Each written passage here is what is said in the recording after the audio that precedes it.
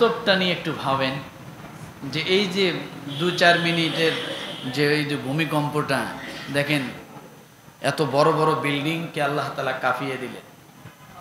মানুষ কিসের বাহাদুরি করে? আমাদের কি আছে আল্লাহর ক্ষমতার সামনে? আছে কিছু? দুনিয়ার কোনো মানুষের ক্ষমতা আছে এখানে? আচ্ছা, দুনিয়ার কোনো মানুষ যদি এত জায়গা না, একটা বাড়ির ওয়ালের মধ্যে যায় যদি ২-৪ জনে মিলিয়ে ধাক্কায়, আর এটা যদি বাড়িওয়ালা দেখে তারা ভালো রাখবে? কিন্তু এত বড় বিশাল ঝাঁকুনি, বিল্ডিং ভেঙে গেল বা মানুষ মারা গেল, মানুষের কোনো টু শব্দ করার জায়গা আছে? এটাই হলো আল্লাহর ক্ষমতা। যেখানে মানুষের কোনো ক্ষমতা থাকবে না সেখানে আল্লাহর ক্ষমতা শুরু।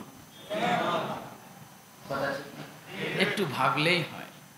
হোক, আল্লাহ তাআলা আমাদেরকে মাফ করে দেব বলি আমিন। যখন এরকম হয়েছে কি করছিলেন?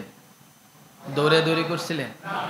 হ্যাঁ, এরপরও আজকে জুমার দিন এইটার থেকে যে ব্যক্তি শিক্ষা নিল না, ওই ব্যক্তিকে আল্লাহ জাহান্নামে দিবে না? দিবে কোথায়? বলে কি শিক্ষা? আজকে জুমার দিন এইটা জানার পরও অনেকে নামাজে আসবে না, আল্লাহর দিকে কপালটা ঠেক দিবে না। বাস্তবটা যে যদি যে বিল্ডিংয়ে ছিলাম বা যে বাড়িতে ছিলাম, যদি আল্লাহ তাআলা কোনো একটা দুর্ঘটনা করে আজকে আমাকে মৃত্যুবরণ করাইতো, এটাই এই 5 মিনিট জমিনের ঝাঁকুনি আমার মৃত্যুর কারণ। মারা যায় নাই মানুষ, আজকে গেছে। সেটা যদি আমিও হতাম, এই শিক্ষা থেকেও মানুষ শিক্ষা নেবে না, এই ঘটনা থেকেও মানুষ শিক্ষা নেবে না। এখনো যা দেখেন, ক্যারাম বোর্ড খেলতেছে হয়তো, বা দাবা খেলতেছে, লুডু খেলতেছে, বা গান শুনতেছে, টিভি দেখতেছে, দ্বিধা আছে। আল্লাহ এরকম দিয়ে দিয়ে মানুষকে সতর্ক করে, বুঝায়, তারপরও যদি না শেখে, আল্লাহ তাআলার কঠিন হুঙ্কার আছে। সূরা মুলুক পড়ে দেখেন। যাই হোক, আমাদের আলোচনা গত জুমা কি আলোচনা করছিলাম? ওযুর বিষয়, ওযুর ফরজ, গোসলের ফরজ। তাহলে আমরা ওযুর ফরজ জানছি, গোসলের ফরজ জানছি, তায়াম্মুম কিভাবে করতে হয় এটা জানছি, তায়াম্মুমের ফরজ কয়টা জানছি। তায়াম্মুমের ফরজ কয়টা বলেন একটু? 3টা। নিয়ত করা, মুখমণ্ডল মাসাহ করা, হাতের কনুই সহ মাসাহ করা। ওযুর ফরজ কয়টা? 4টা। কি কি?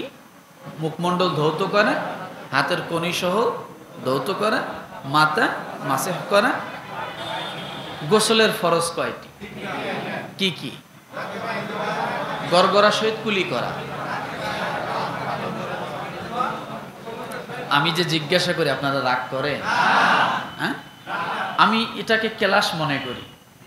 এটা শুধু বয়ানের জায়গা না যে একটা কেচ্চা টান দিলাম, এক কেচ্চায় মজা দিলাম, আর ওয়াজ শেষ হয়ে গেল। বলে না, এখান থেকে কিছু শিখতে চাই আমরা।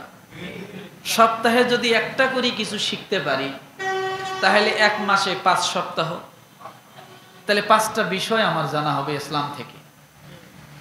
সারা বছর 52 সপ্তাহ, 52টা ইসলামের বিষয় আমার জানা হবে। তাহলে এটা তো একটা শিক্ষার ক্লাস হওয়া উচিত। শুধু কেচ্চা কাহিনী বলে এটা যেন না হয়। প্রতি সপ্তাহে আমরা নিয়ত করবো একটা একটা কিছু না কিছু শেখার জন্য। রাজি আছি ইনশাআল্লাহ? রাগ করেন না তো?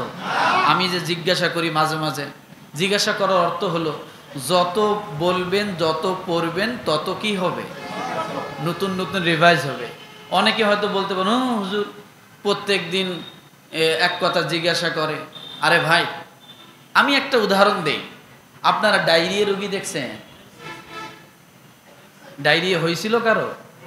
এখানে আছেন নাকি? আচ্ছা, একজন ডায়রিয়া রোগী, কলেরা রোগী যখন ডায়রিয়া হাসপাতালে যায়, অর্থাৎ সরকারি হাসপাতালে যায়, গেলে কি করে?